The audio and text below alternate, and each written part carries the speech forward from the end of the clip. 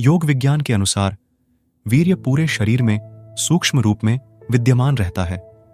यह शरीर की सभी कोशिकाओं में सूक्ष्म अवस्था में पाया जाता है। यह यौन इच्छा और यौन उत्तेजना के प्रभाव में यौन अंग में वापस ले लिया जाता है और स्थूल रूप में विस्तारित हो जाता है।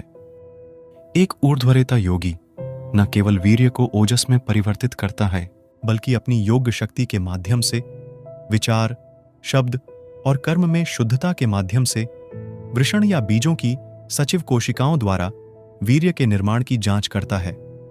यह एक बड़ा रहस्य है। एलोपैथ का मानना है कि ऊर्ध्वरेता योगी में भी वीर्य का निर्माण निरंतर होता रहता है और द्रव पुनः रक्त में अवशोषित हो जाता है। यह एक गलती है। वे आंतरिक यौगिक रहस्यों और रहस्यों को नहीं समझते हैं।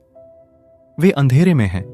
उनकी दृष्टि या दृष्टिकोण ब्रह्मांड की स्थूल चीजों से संबंधित है। योगी चक्षु या ज्ञान की आंतरिक दृष्टि के माध्यम से चीजों की सूक्ष्म छिपी प्रकृति में प्रवेश करता है। योगी वीर्य की सूक्ष्म प्रकृति पर नियंत्रण प्राप्त कर लेता है और इस प्रकार वीर्य के द्रव्य को बनने से ही रोक देता है। जो व्यक्ति वास्तव में ऊर्ध्वरेता है, उसके शरीर में कमल की सुगंध होती है। दूसरी ओर एक व्यक्ति जो ब्रह्मचारी नहीं है, जिसमें स्थूल वीर्य बनता है, उसमें बकरे जैसी गंध आ सकती है।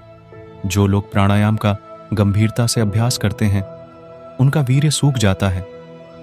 वीर्य ऊर्जा मस्तिष्क तक चढ़ती ही है।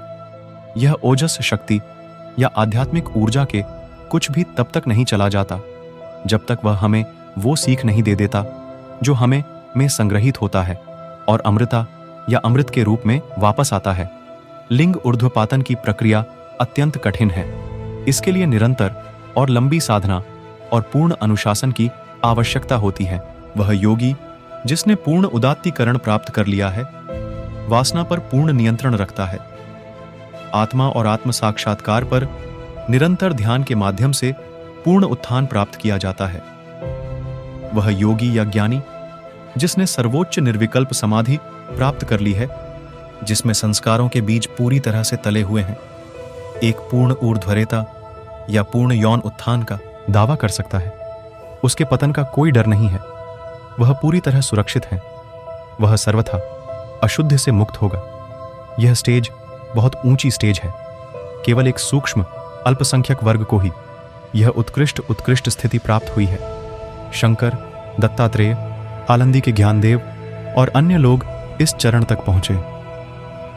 एक और संप्रदाय है जिसे धीर्यारेता कहा जाता है, या वे व्यक्ति जो पहले कामुक विचारों के शिकार थे और ब्रह्मचर्य से भटक गए थे, बाद में सख्त ब्रह्मचर्य का पालन करते हैं।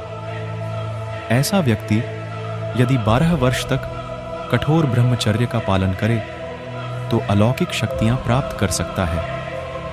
उसमें मेधा नाड़ी या बुद्धि नाड़ी का निर्माण होता है। इसके माध्यम से जब तक वह जीवित रहेगा, उसे किसी भी चीज की याददाश्त बनी रहेगी और वह सभी प्रकार के विषयों को सीखने की स्थिति में रहेगा।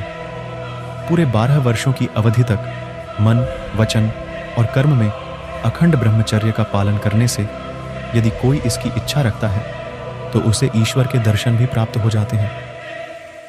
वह गूढ़ से जटिल समस्याओं को भी आसानी से सुलझा सकता है। लेकिन इस प्रकार का पालन 32वें या 34वें वर्ष से पहले शुरू होना चाहिए।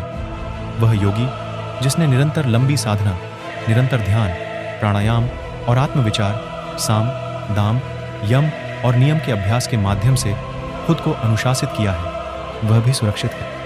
हालांकि उसने पूर्ण यौन उत्थान की अवस्था प्राप्त नहीं की है। महिलाओं में उसके प्रति कोई आकर्षण नहीं रहेगा। उसने अपना दिमाग पतला कर लिया है। मन भूखा मर रहा है। यह अपना फन नहीं उठा सकता। यह फुफकार नहीं सकता। आशा करता हूं आपको यह ब्रह्मचर्य रहस्य वाला वीडियो आपको अच्छा लगा होगा। निरंतर ब्रह्मचर्य और अध्यात्म मार्ग से जुड़े रहने के लिए चैनल को सब्सक्राइब अवश्य करें। अगर आपके मन में ब्रह्मचर्य को लेकर कोई सवाल है तो कमेंट बॉक्स में अवश्य पूछें। धन्यवाद प्रियजनों।